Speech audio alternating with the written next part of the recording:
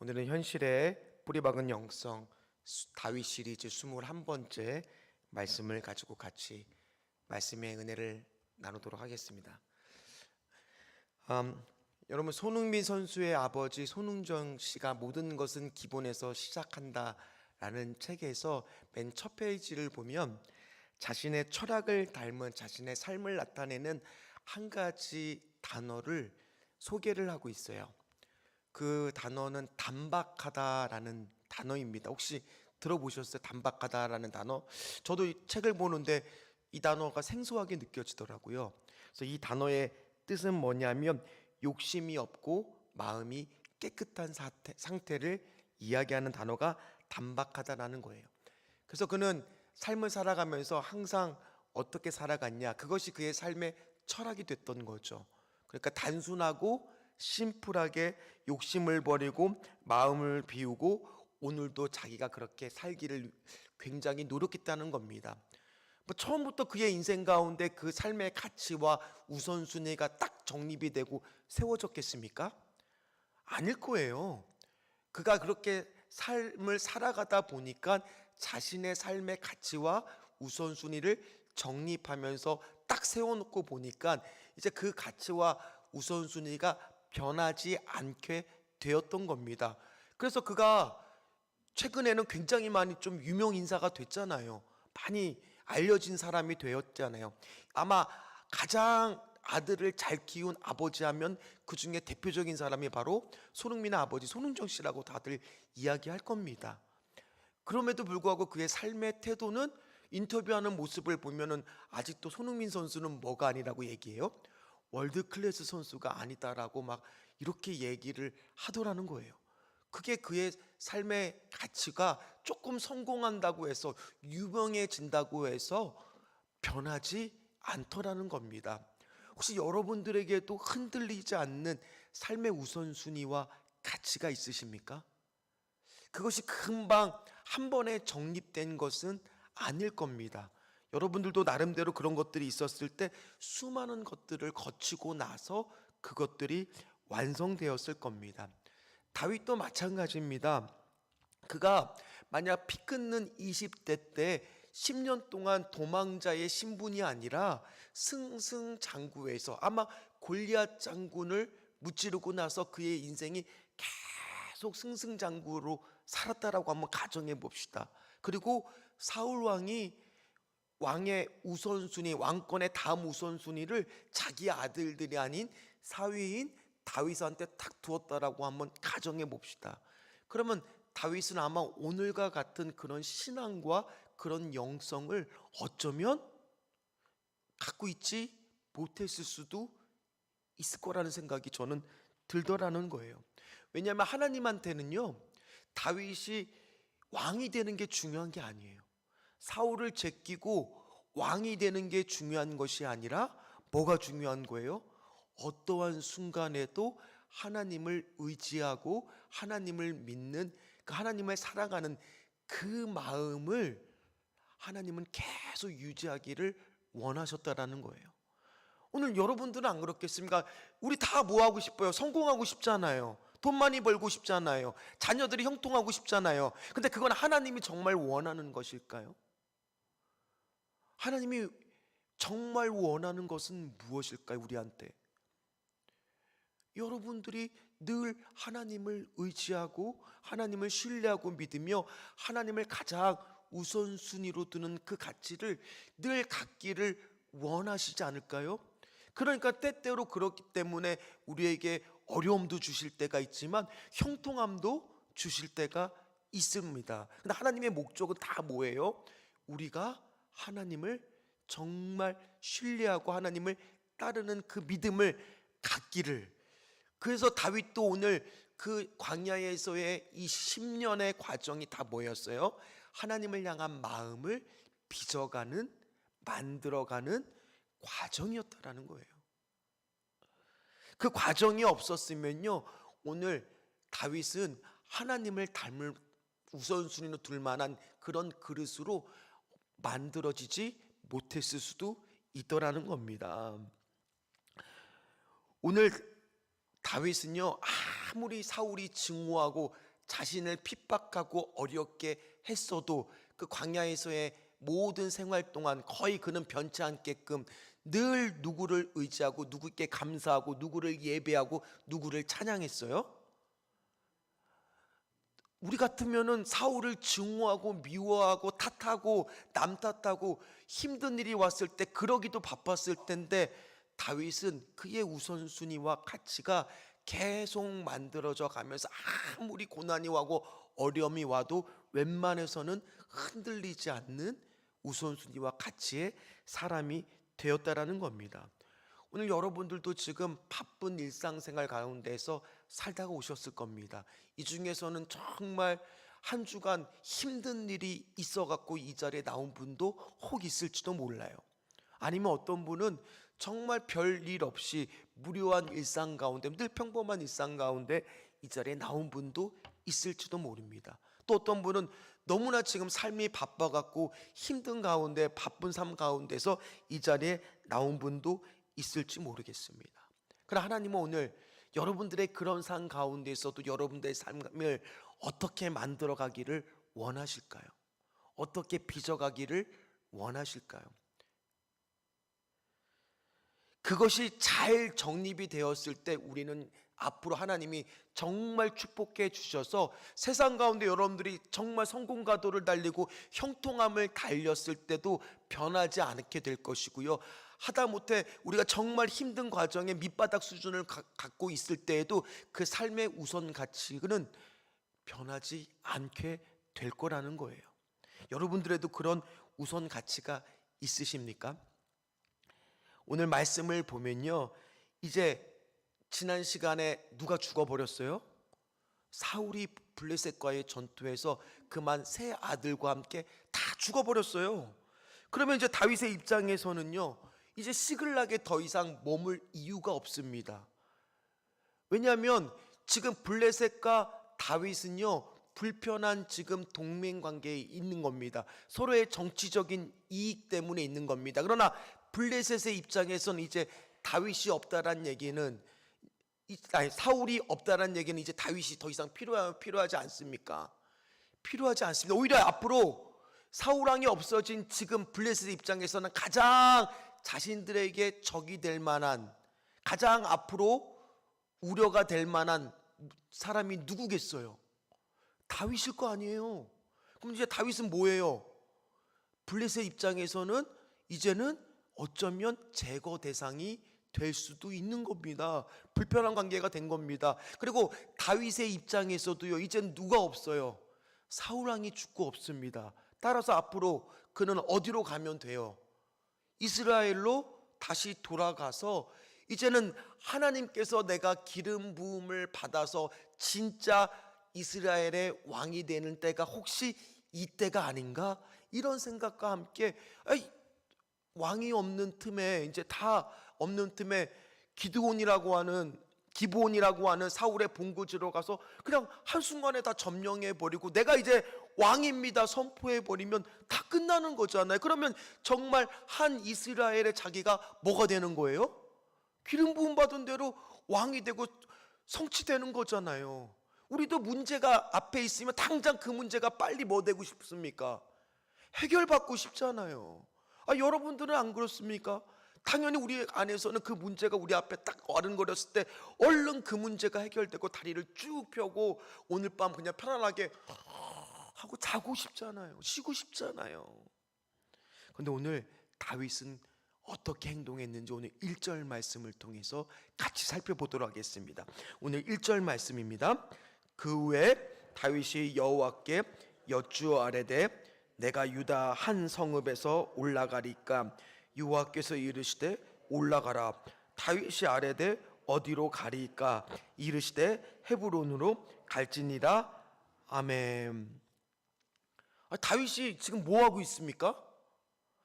여호와께 여쭈어 아뢰되. 아니 굳이 여쭐 필요가 뭐가 있습니까? 이제 뻔하잖아요. 사울 왕이 죽었으니까 이제 다윗은 우리가 생각하기에도 이제 가서 왕이 되면은 되는 거잖아요.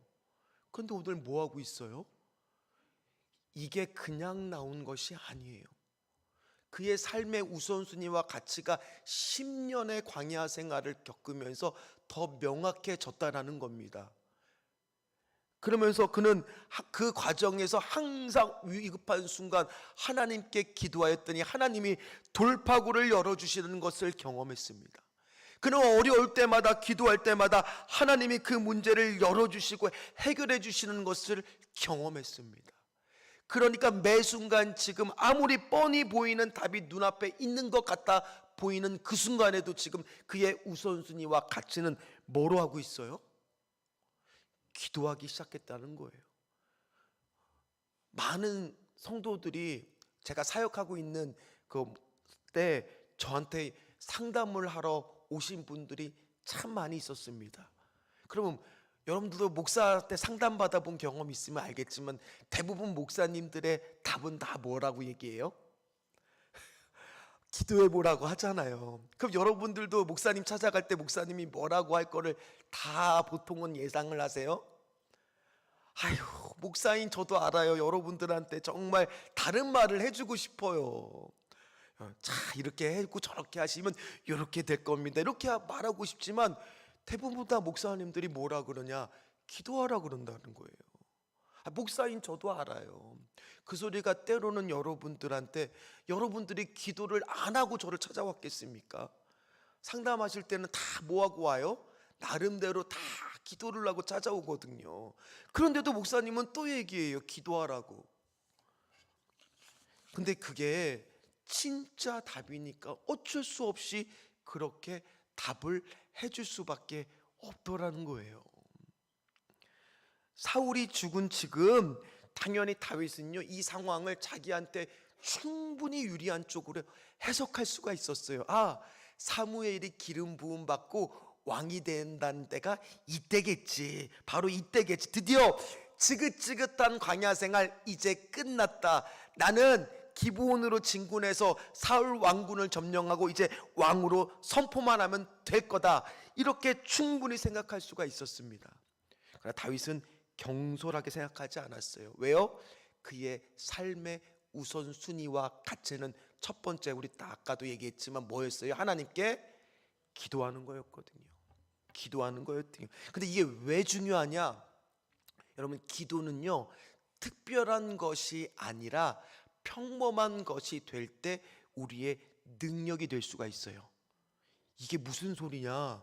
여러분, 우리가 40일 작정 기도를 해보십시오. 그리고 일주일 특세를 해보십시오. 그때 나와서 기도하는 분들은 당연히 그 마음 한구석에 뭐가 있을 수밖에 없어요. 내가 40일 특별 작정 기도를 하면, 일주일 특별 새벽 기도를 하면 뭔가 내 삶 속에서 결과가 나타나야지, 이런 기대감이 없겠습니까? 누구나 다 있어요. 그런데 때로는 그것이 현실에 나타날 때도 있지만 뭐일 때도 있어요. 현실에 결과가 안 나올 때가 오히려 더 많을 수가 있어요.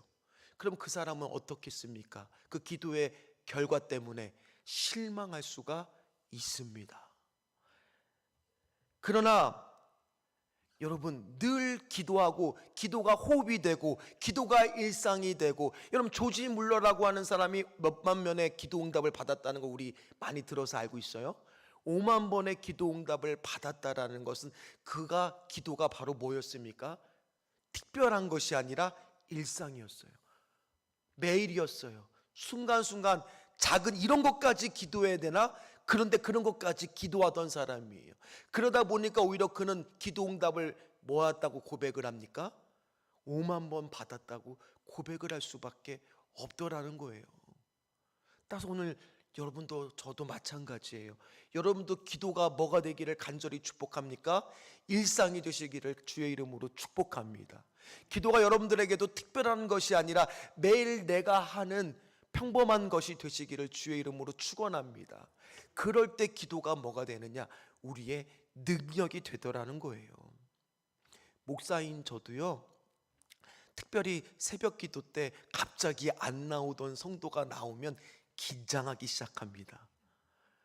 왜 나왔을까 이런 생각을 순간합니다. 혹시 무슨 문제가 생긴 거 할까 걱정하기 시작합니다. 심지어 그 성도가 만약 앞에 나와서, 아직까지 그런 일은 없지만 막 펑펑 운다고 생각을 해보십시오. 그러면 저쪽에서 저도 기도하면서 도대체 무슨 일이지? 기도가 특별한 일이 될 때 물론 그것도 귀한 거예요. 귀하지 않다는 것이 아니에요. 그러나 우리에게 어떤 마음이 들기가 쉬우냐? 뭔가 하나님이 해줘야 된다라는 그런 마음이 들 때가 많다라는 겁니다. 오늘 다윗도요, 하나님의 음성을 듣습니다. 근데 하나님의 음성이 어디로 가라는 거예요? 헤브론으로 가라는 겁니다. 아니, 저 같으면 의아했을 거, 잘못 들었을 것 같아요. 아, 하나님 정말 헤브론이 맞아요? 기브온을 잘못 얘기하신 거 아니에요? 헤브론이 정말 맞습니까? 아니, 지금 이 중요한 결정의 순간 왜 하필이면 지금 헤브론으로 가라고 하십니까? 내가 보기에는 기브온인데, 광야 생활하느라고 고생했는데 이제는 모든 것이 끝나는 기브온으로 가서 단번에 해결을 받아야죠. 귀를 의심했을 것 같아요. 그러나 그가 기도하고 나니까 2절과 3절처럼 행동할 수밖에 없게 되더라는 거예요. 2절 3절 말씀을 같이 읽겠습니다. 다윗이 그의 두 아내 이스라엘 여인 아히노암과 갈멜 사람 아비가일을 데리고 그리로 올라갈 때 또 자기와 함께한 추종자들과 그들의 가족들을 다윗이 다 데리고 올라가서 헤브론 각 성읍에 살게 하니라. 아멘. 저는 모르긴 몰라도요, 다윗이 기도하지 않았더라면 오늘 헤브론으로 안 가고 당연히 어디로 갔을 것 같아요? 기브온으로 갔겠죠. 근데 오늘 기도하고 나니까 하나님이 헤브론으로 가라고 할 때 뭐 할 수가 있었느냐? 네, 하나님, 순종할 수가 있었더라는 겁니다. 따라서 왜냐하면 다윗이 그 10년 동안 자신의 가치와 우선순위를 배운 것은 뭐냐면 사람의 방법으로는 하나님의 일이 되어지지 않더라는 거예요. 아무리 우리 눈에 보기에는 그것이 빠른 것 같고 그것이 좋은 것 같아도 결국에 하나님의 일은 하나님의 방법으로 되어야 되더라는 거예요. 사울이 죽었기 때문에 왕이 될 수 있는 것이 아니라는 거예요. 사울이 없기 때문에 왕이 되는 것이 아니라는 거예요. 뭐냐면 하나님이 나를 그렇게 세워 주어야만 내가 이스라엘의 왕이 될 수 있다라는 것을 다윗은 알고 있었다는 겁니다. 여러분들 지금 어떻습니까? 여러분들 안에도 당연히 지금 오늘 눈앞에 딱 보이는 하나님 이때입니까? 하나님 지금입니까? 기다리고 있는 기도 제목이 있으실 거 아니에요. 근데 우리 안에 어떤 마음이 들기가 쉬워요? 조급한 마음이 들기가 쉬워요. 하나님, 이게 하나님의 혹시 응답 아닙니까? 우리 상황에 유리하면 기도하기도 전에 우리가 먼저 판단하고 먼저 행동하고 먼저 움직이고 싶은 것이 우리의 마음이라는 거예요. 그래서 하나님의 약속한 것을 보기보다는 빨리 이것이 이루어지기 위해서 세상의 방법들을 사용하고 싶은 것이 우리라는 겁니다. 다윗이라고 왜 빨리 이 상황을 벗어나고 싶지 않았겠습니까? 근데 오늘 다윗은 뭐라고요? 기도했어요. 그럼 다윗이 이때 나이가요 30살이에요. 그런데 사울 왕이 왕위에 오를 때가 30살이에요. 그러면 나도 이제 사울처럼 지금이 이 정도 됐으면 왕위에 올라야지라는 생각을 할 수도 있었을 겁니다. 그러나 그는 헤브론에 올라가서 또다시 하나님의 뜻을 묻습니다. 하나님의 마음을 더 알아보기 위해 기도하기 시작합니다. 저라고요 조급함을 또 생기지 않을 때가 왜 없었겠습니까? 여러분, 제가 여러 번 얘기했지만 저도 정말 목회의 길을 걷는 것이 남들보다 늦었거든요. 오늘도 노예 체육대회를 가니까 한 목사님이 저 듣기 좋으라고 한 말이지만 저는 김 목사가 40살 간더문 줄 알았다고. 여러분이 웃을 줄 알았어요. 저를 되게 어리게 보셨더라고요. 왜냐하면 제가 결혼도 좀 남들보다 늦은 나이에 36, 그 당시엔 36살 좀 늦은 나이였거든요. 그 나이에 했고 안수도 제가 40살에 받았으니까요. 그러면 저 안에도 당연히 그 과정 속에서 조급함이 없었을까요? 기도하면서 하나님, 저는 언제입니까? 저는 언제쯤 좀 길이 열리겠습니까? 저도 정말 부교육자 사역지 구하는 데 있어서 수십 군데 원서를 내본 적도 있어요. 그럴 때마다 하나님 여기겠지, 하나님 여기겠지. 막상 딱 가서 면접도 잘 봤어요. 최종의 후보에 올랐어요. 그러면 제 안에 여기 이렇게 기도하고 있는 곳이니까 여기는 분명히 될 거라는 마음이 없었을까요? 하나님 분명히 주실 거야. 근데 결과를 받아봤는데 기와의 실력은 뛰어나 우리와 함께 할 수 없음을 안타깝게 생각합니다. 이런 문자 받을 때마다 마음에 상처와 조급함이 자꾸 생기더라고. 근데 그 과정이 바로 뭐예요? 하나님이 나의 마음을 뭐하는 과정이라고요? 빚어 가시면서 우선순위와 가치를 알게 해주는 과정이었더라는 겁니다. 만약 제가 그런 과정 없이 신전주교회 담임 목사가 되었다라고 생각해 보세요. 그러면은 여러분들한테도 그게 뭐예요? 어떻게 잘못하면 이게 재앙이 될 수도 있더라는 겁니다. 저는요, 전도사 시절에 수요예배 설교를 처음 썼을 때, 야, 내가 과외를 몇 년, 학원에서 가르치기를 몇 년, 나에게 설교는 정말 잘할 거다, 이런 생각에 딱 강단에 서서 설교를 하고 내려왔는데 결과가 어땠을까요?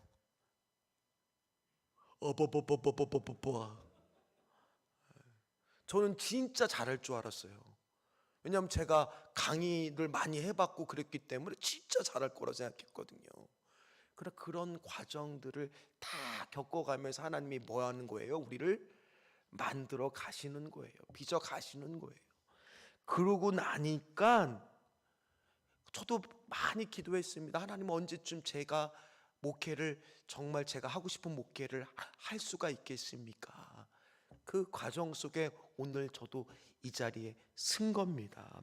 그리고 다윗도 오늘 얻은 답이 뭐냐? 4절입니다. 자, 4절 말씀을 보도록 하겠습니다. 같이 읽겠습니다.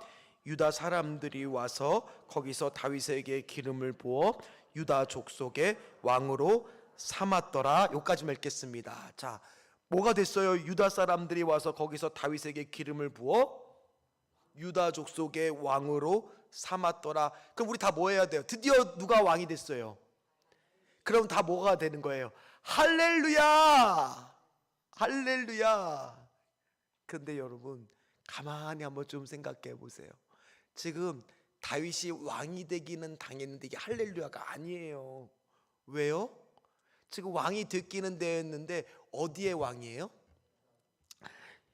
이스라엘의 왕이 아니라 12지파의 왕이 아니라 딱 한 지파, 뭐 지파의 왕이에요? 아이고, 하나님 이거 잘못된 거 아닙니까? 이거 아니잖아요.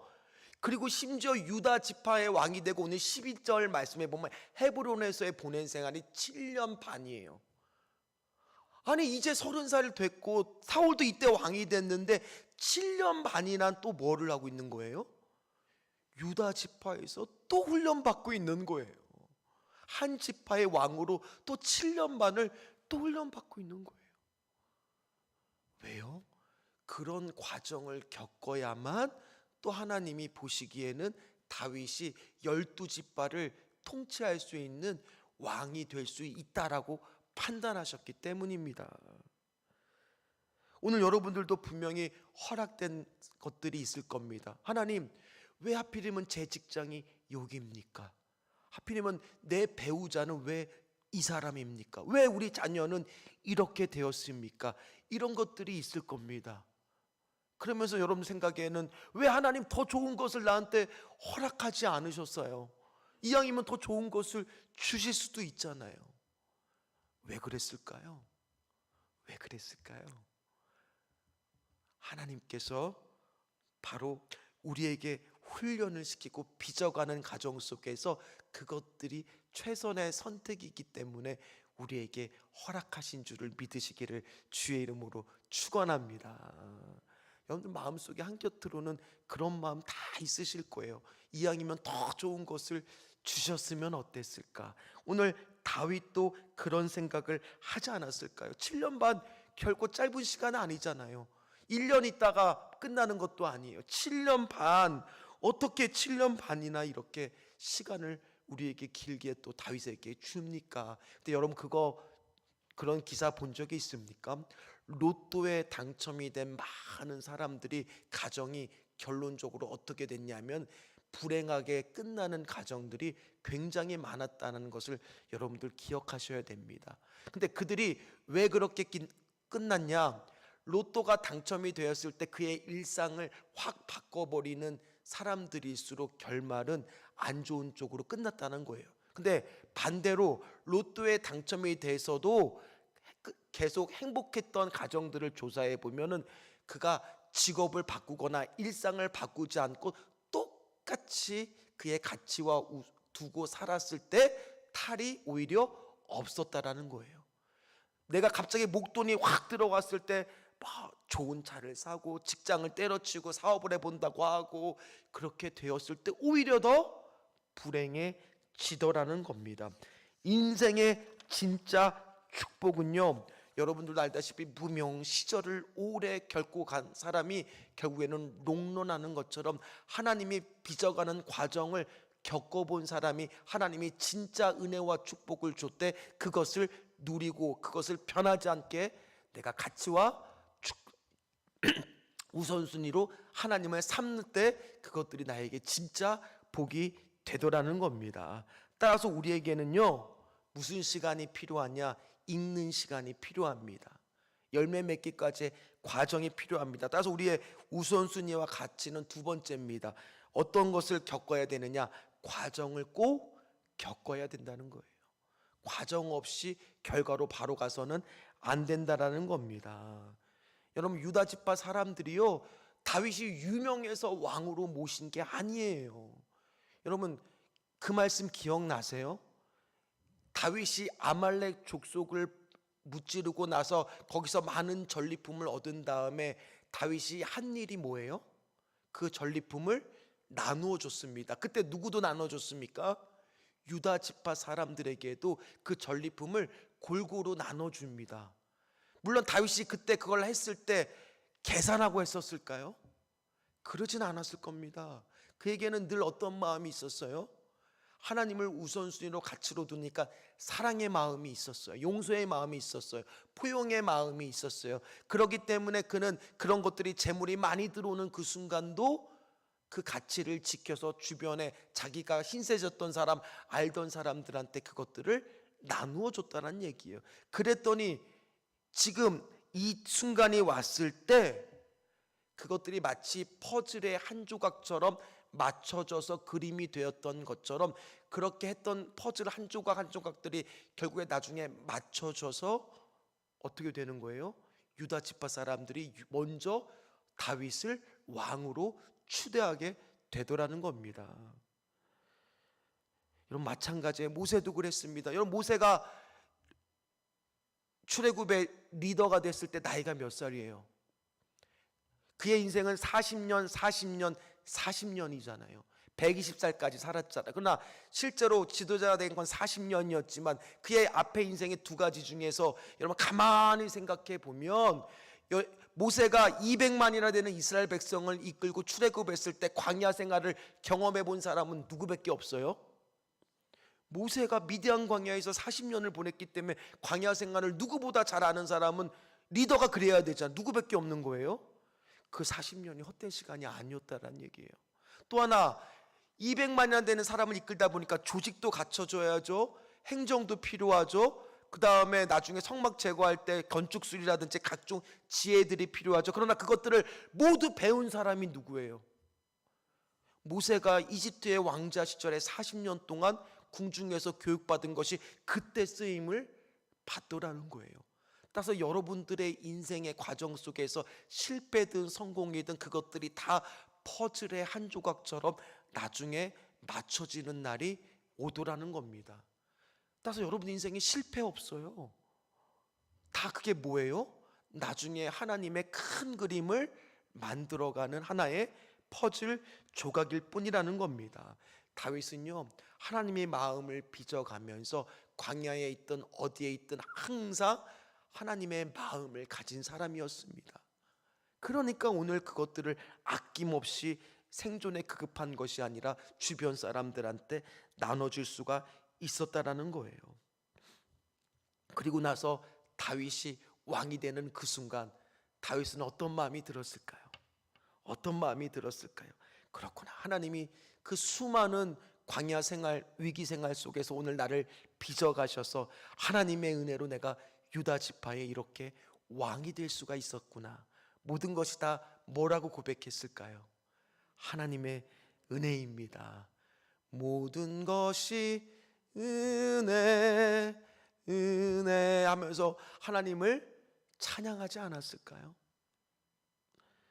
여러분, 사울이 왕은 30살에 됐고 다윗은 40살 가까이 됐을 때 왕이 됐지만 사울의 왕조는 사울 때에 끝나고 다윗은 그 뒤로 무려 500년이나 가깝게 왕조를 이루는 그런 위대한 왕조가 되었다라는 겁니다.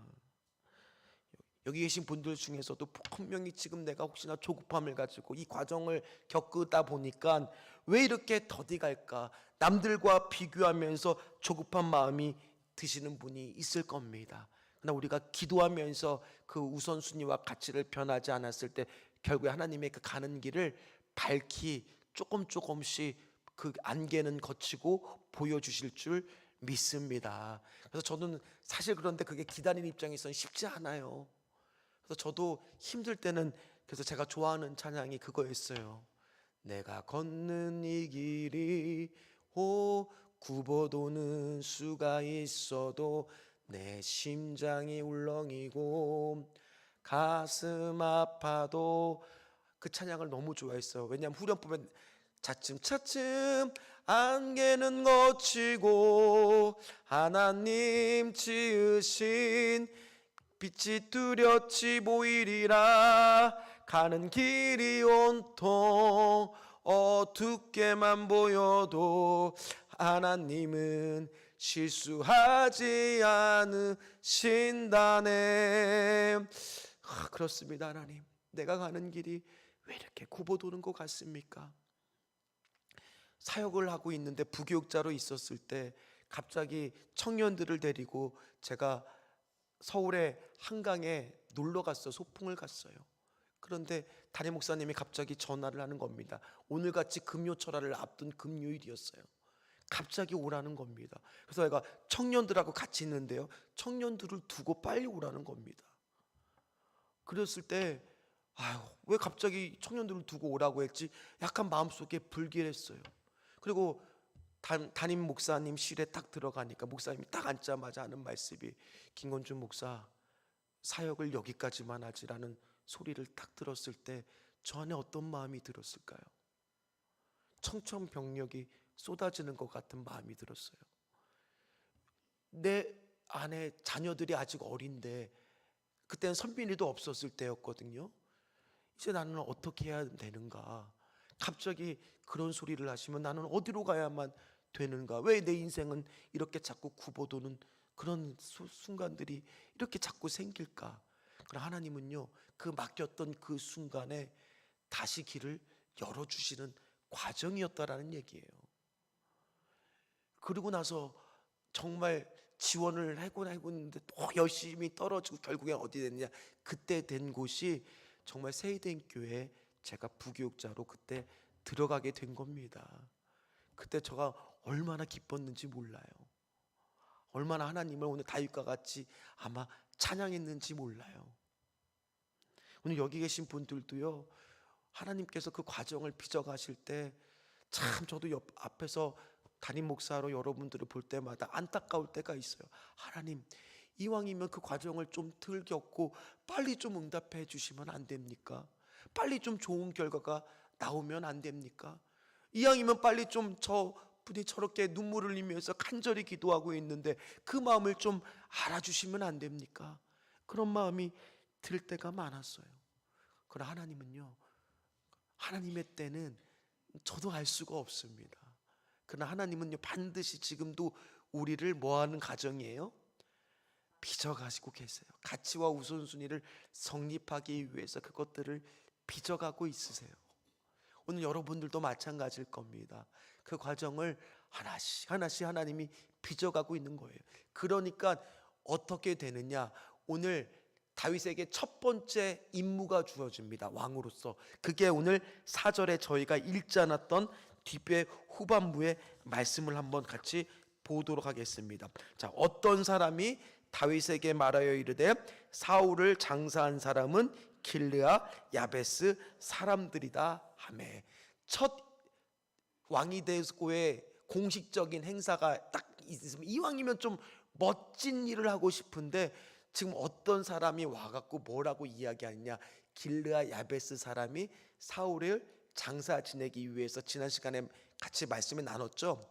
가서 그 사람들의 시체를 가지고 와서 장사 지내고 7일 동안 금식하고 애곡했던 일을 일러 바치는 거예요.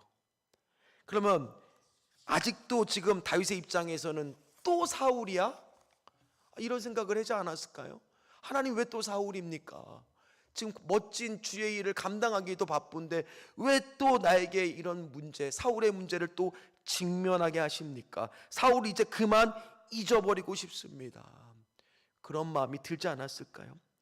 다윗도 인간이잖아요. 그런데 오늘 하나님은 그의 과거의 모든 기억의 트라우마와 어려움, 약점, 영린을 오늘 어떻게 그가 삶의 우선순위와 가치로 해결하게 하는지를 또 한번 테스트를 하십니다. 그래서 세 번째는 뭐냐? 과거를 잊고 뭐 하고 있어요? 이제 새로운 시작을 하고 있는 겁니다. 오늘 길르아 야베스를 어떻게 대하는지 5절 6절 말씀을 우리 같이 읽도록 하겠습니다. 다윗이 길르아 야베스 사람들에게 전령들을 보내 그들에게 이르되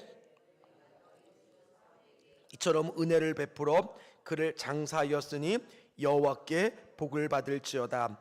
너희가 이 일을 하였으니 이제 여호와께서 은혜와 진리로 너에게 베푸시기를 원하고 나도 이 선한 일을 너희에게 갚으리니. 오늘 길르아 야베스 사람들도 불안했을 겁니다. 이제 사울이 자기에게 해줬던 사울을 우리가 이렇게 장사 지냈는데 다윗이 가만히 있지 않으면 어떻게 할까? 지금 블레셋이 공격할지도 모르는 두려움도 있는데 거기다가 엎친 데 덮친 격으로 다윗까지 우리를 적대시하면 우리는 이제 누구를 의지할 수 있냐 말입니까? 그런데 오늘 다윗이 길르아 야베스 사람들을 뭐 해줘요? 품어줘요. 용서해 줍니다. 그리고 그들을 오히려 축복해 줍니다. 그럼 길르아 야베스 사람들이 어땠을까요? 감동하지 않았을까요? 이것은 앞으로 다윗이 그가 왕으로서의 모든 행보 가운데 결코 변하지 않는 하나의 우선순위와 가치가 되더라는 거예요. 바로 뭐예요? 하나님의 사랑으로 그들을 늘 품어주고 용서해 주었다라는 겁니다. 여러분들도 마찬가지입니다. 여러분들 안에서도 당연히 쓴뿌리가 없을까요? 저도 있는데요. 저도 때때로 그것이 쓴뿌리가 되어 입으로 나도 모르게 툭 부정적인 말을 내뿜기도 하고 잘못된 말을 내뿜어서 다른 사람들한테 상처를 주기도 합니다. 오늘도 저는 또 한 번 말실수를 해서 하나님 앞에 회개하기도 했어요. 내가 왜 그랬을까? 나도 모르게 입술에 파수꾼이 없어서 실수할 때도 있고 우리의 과거의 쓴뿌리가 트라우마가 우리를 옥매일 때가 있잖아요. 오늘 그것들도 마찬가지. 우리가 하나님이 뭐하는 과정이에요? 빚어가는 과정 속에서 우리가 하나님 앞에서 이렇게 훈련받고 기도하면서 우리의 모든 과거의 쓴뿌리들도 여러분들도 다 뭐하시기를, 잊어버리시기를, 벗어나시기를. 때로는 내가 물질의 문제에 대해서, 건강의 문제에 대해서, 자녀의 문제에 대해서 여러분들 안에서도 무엇이 있을 수 있느냐? 왜 하나님 여기까지밖에 나는 안 됐습니까? 여기 내 삶은 왜 여기까지밖에 지금 못 살고 있습니까? 이런 쓴뿌리들이 있을 겁니다. 그것들을 하나님 앞에 오늘 기도하면서 예수 그리스도의 보혈로 해결받으시기를 주의 이름으로 축원합니다. 그렇게 되었을 때 우리 뭐 할 수 있느냐? 다 품어주고 용서하면서 뭐 할 수 있느냐? 앞으로 나갈 수가 있는 겁니다. 우리가 자꾸 그 과거에 얽매이는 것은요, 하나님이 좋아하시지 않는다는 거예요.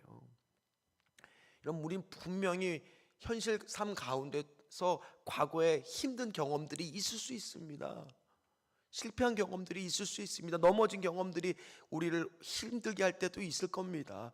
그러나 지금을 보십시오. 지금을 하나님이 우리를 보호하시고 빚어가는 과정 속에서 그 모든 것들은 결국에 다 나중에 하나의 나에게 큰 그림이 그려져서 하나님이 사용하시는 다 도구가 되더라는 거예요. 말씀을 마무리를 하도록 하겠습니다. 길르앗 야베스 사람들은요 소문을 냈을 거예요. 다윗이라는 사람 정말 역시 예전에도 그렇게 느꼈지만 정말 왕다운 사람이다. 괜찮은 사람이다. 그러면서 사울 편에 섰던 길르앗 야베스가 이제 누구 편에 서겠습니까? 다윗 편에 서면서 다윗을 인정하고 다윗을 왕으로 섬겼다는 소문들이 나기 시작했을 겁니다. 따라서 우리가 다음에 보겠지만은 사울의 집안은 점점 따라서 어떻게 되느냐? 약해지고 다윗의 집안은 점점 강성해지게 될 거라는 겁니다. 만약 다윗이 요즘같이 막 정치 보복을 하고 막 그렇게 행동했더라면 어쩌면 오늘 다윗은 유다 지파의 왕으로 끝날 수도 있었을지도 몰라요. 그러나 그가 오늘 7년 반 동안 헤브론 기간 동안 품어주고 용서해주고 그들을 포용해주고 하나님의 사랑으로 그들을 과거를 다 잊고 했을 때 그는 진정한 12지파의 왕으로 다음에 계속 이제 말씀을 보겠지만 세워져 가더라는 겁니다. 저는 참 다윗 시리즈 말씀을 보면서요, 저도 이 다윗 시리즈 설교를 이렇게 시리즈로 하는 건 처음이거든요. 근데 참 보면 볼수록 우리 삶하고 어쩜 이렇게 비슷할까? 현실의 뿌리박은 영성이 그냥 나온 말이 아니구나. 정말 우리 현실 가운데서도 이렇게 살아야 되겠구나. 이런 것들을 많이 도전받고 배우게 됩니다. 여러분, 우리도 우리의 현실적인 영성의 우선순위와 가치를 어디에 두어야 되겠습니까? 첫 번째, 기도가 뭐가 돼서는 안 돼요? 특별한 것이 아니라 평범한 것이 되고 일상이 되시기를 주의 이름으로 축원합니다. 또한 그것뿐만 아니라 그리고 우리의 우선순위와 가치가 지금 과정이 결과로 바로 주어지는 것이 아니라 분명히 뭐가 있어요? 과정을 겪어야 아름답게 빚어 가더라는 거예요. 그럼 그 과정을 겪으면서 우리가 해야 될 일은 과거의 이제 부정적인 상처들, 쓴뿌리들을 뭐 해야 되는 거예요? 주님 안에서 해결 받으셔야 되는 거예요. 그리고 났을 때 비로소 다윗은 12지파의 왕이 되고 여러분들도 하나님의 그 기다리던 기도 제목이 응답받았을 때 우리가 진짜 어떻게 고백할 수밖에 없느냐? 하나님의 은혜입니다. 하나님이 하셨습니다. 역시 하나님은 실수하지 않는 분이십니다. 이런 고백이 나오게 될 줄 믿습니다.